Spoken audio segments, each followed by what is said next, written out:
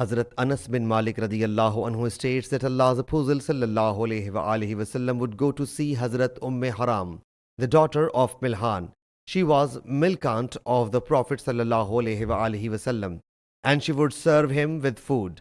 And Haram was the wife of Hazrat Ubadah bin Samit. One day, Allah's Apostle sallallahu alayhi wasallam went to meet her. She served food to him and then started finding lice from his head. His sacred head was free of lice. Allah's Apostle sallallahu alayhi wasallam thereupon went to sleep and later woke up laughing.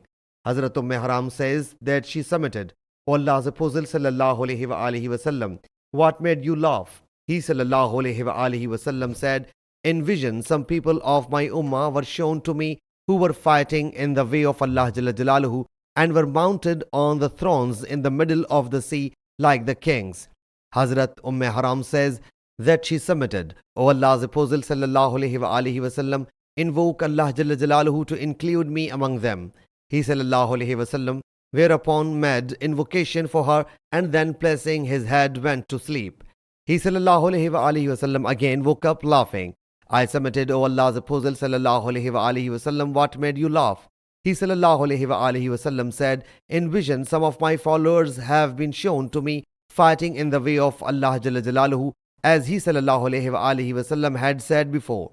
I submitted, "O Allah's Apostle sallallahu alayhi wasallam, invoke Allah Jalla Jalaluhu to include me among them." He sallallahu alayhi wasallam said, "You are in the first group."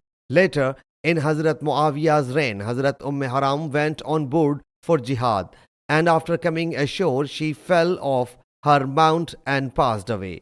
Sahih Muslim Hadees number 4911.